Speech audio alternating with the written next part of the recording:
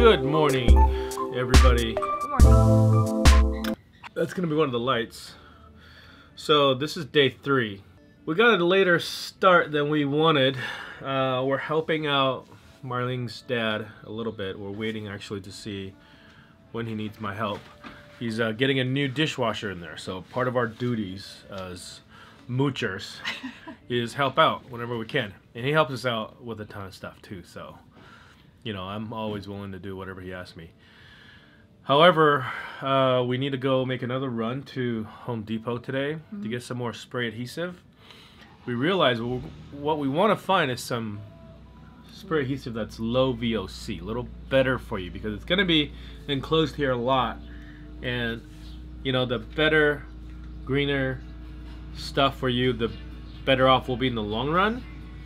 So we're going to see what we can find. We don't want to have to order online because it's going to take a while. By the way, I made a link that you can see down below. It's called modelimage.com/vanbuild.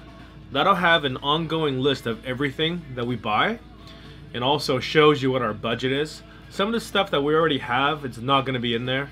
For example, we already have this fridge, we already have this fantastic fan, so those costs won't be included in there. And things like that spray adhesive I already have too. So it'll be exactly what we're spending for this project, not necessarily what it will cost you.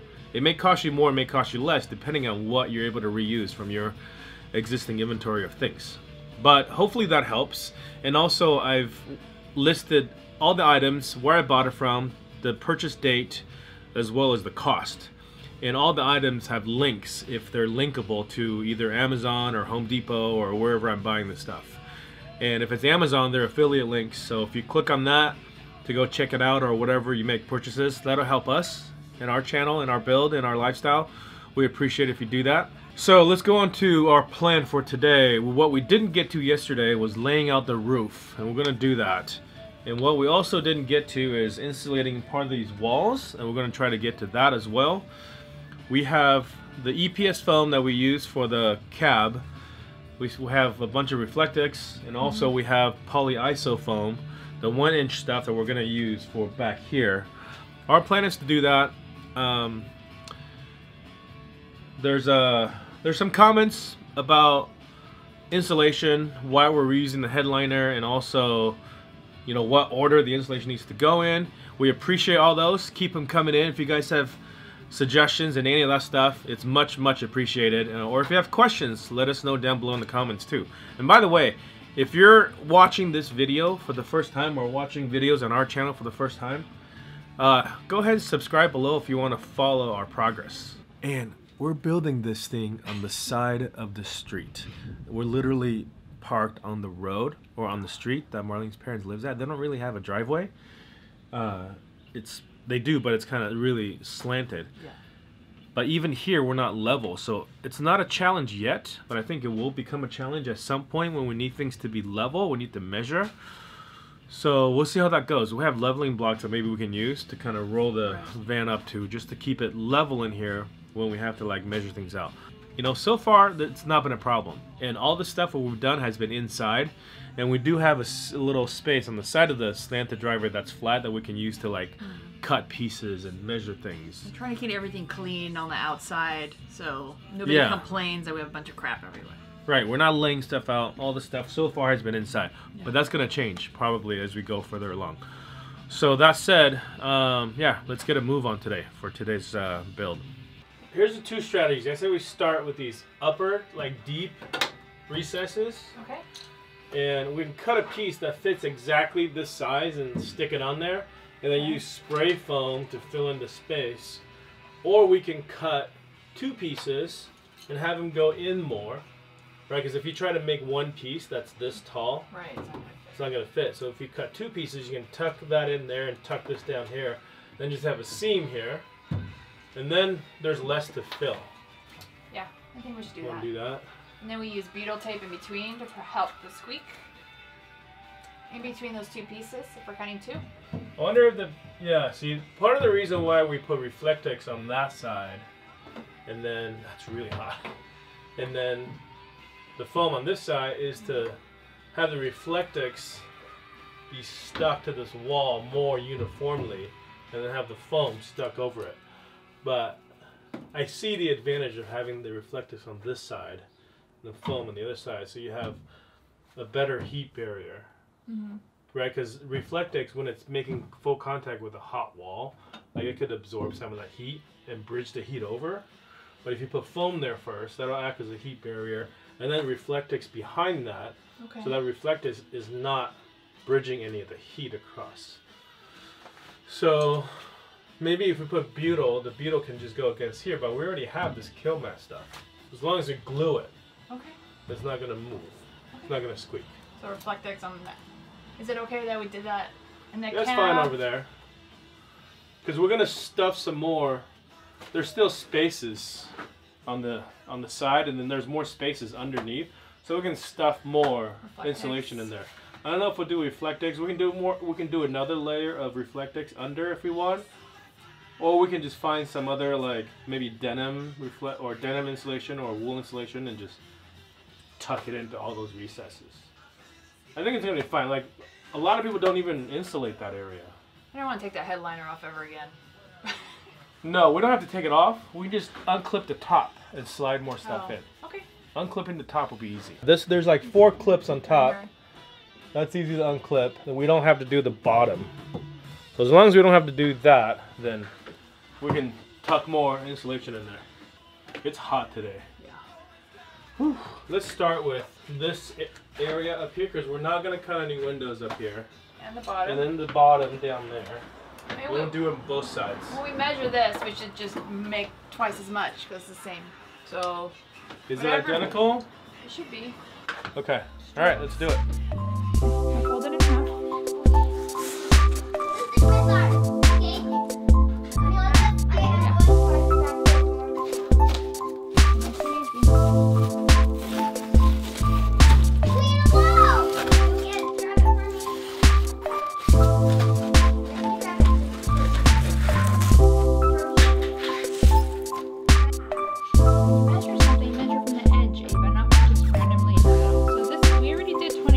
This way. Okay, so once you get it, you're going to make a little mark here. With your at the pin? Right here?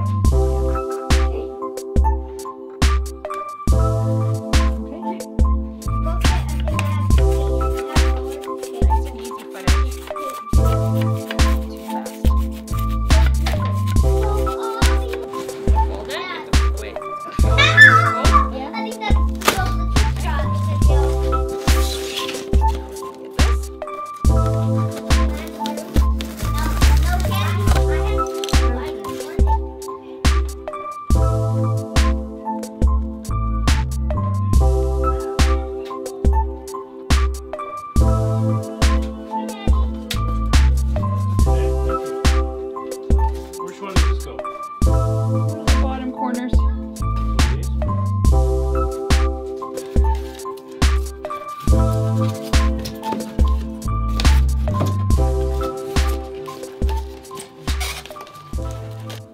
Talk a little bit about the adhesives we're using.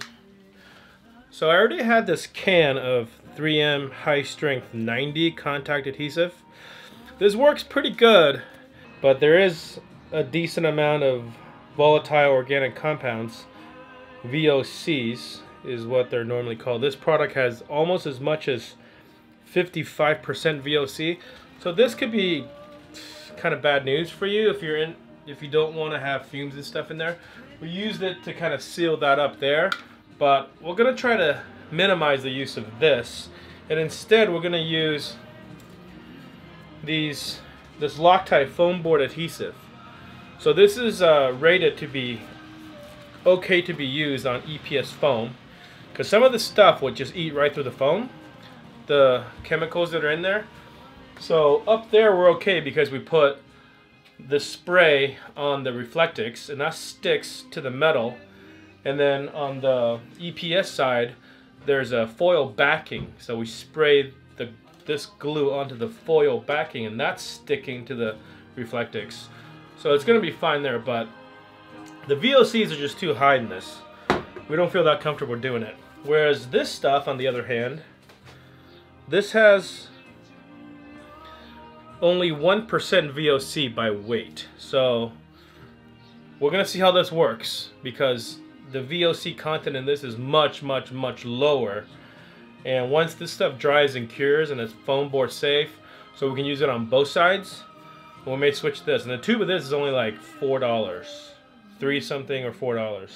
So we may end up using more glue, because I think compared to the spray you end up squirting more on the back, but it's relatively inexpensive, so if we have to buy more of this, we can just easily get this at all the Home Depots. So we'll try that today. It is hot and we need to get this thing insulated ASAP.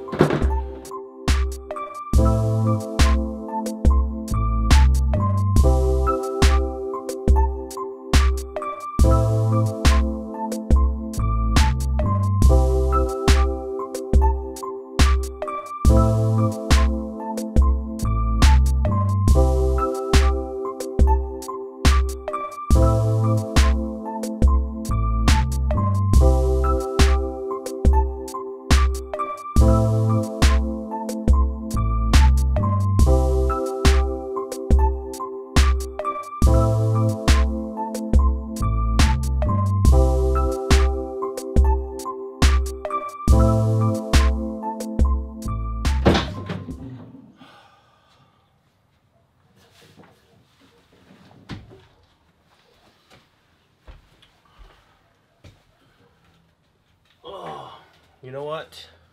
I didn't get nearly as much done today as I had hoped.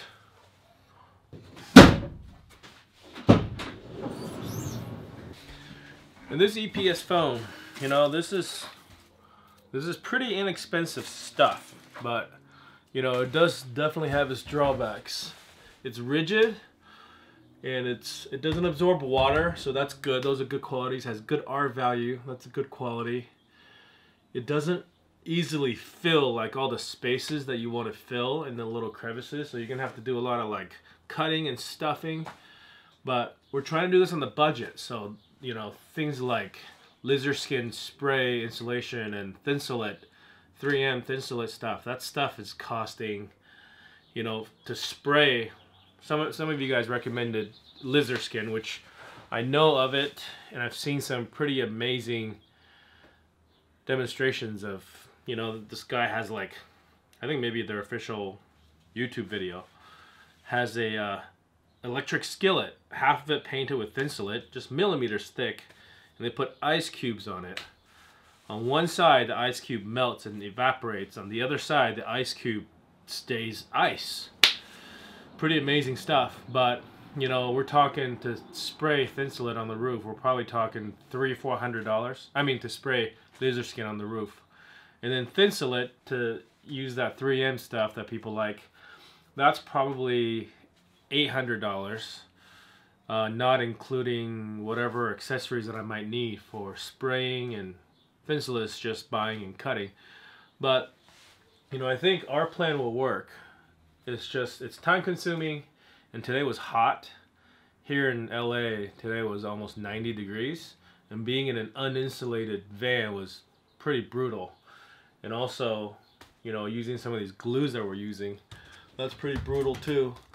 So we kind of had to take a break today, and Marlene actually got kind of physically ill. There's a lot of stress going on, you know, with our plans and building the van out and all this other stuff that's happening in our lives right now. So we're putting a lot on the plate. You know, I'm gonna have to try to tackle this maybe later this evening, try to finish out more of this insulation that I can when it's cooler, and you know, maybe I'll be in here by myself later on working on this. I'm gonna just try to do as much as I can by cutting panels and stuffing them in. That way tomorrow we can move on to our next phase. We're not checking a whole lot of items off of our list today. Some days are going to be like that. And also today I'm supposed to get some packages from Amazon that's also been delayed, so that's kind of a bummer. I'm trying to get the installation done so I can run the wiring and get all the wires kind of set up in place. But my wires, my electrical components are delayed, so that's gonna have to wait until see what happens. keep those suggestions, recommendations coming. We may not be able to afford some of the expensive things you guys recommend, but it's always good to know them, what they are. We do a lot of research, you know, so a lot of the stuff that you guys are recommending we've seen, but we love to hear feedback also. If you think this video series has been helpful, if you guys are enjoying watching this progress, give me a thumbs up right there. I really appreciate it. If you're already subscribed, do not unsubscribe. More stuff coming up. So thank you guys for watching, and I will be coming back here later tonight when it's cooler and do some more work. Otherwise, I'll see you guys tomorrow.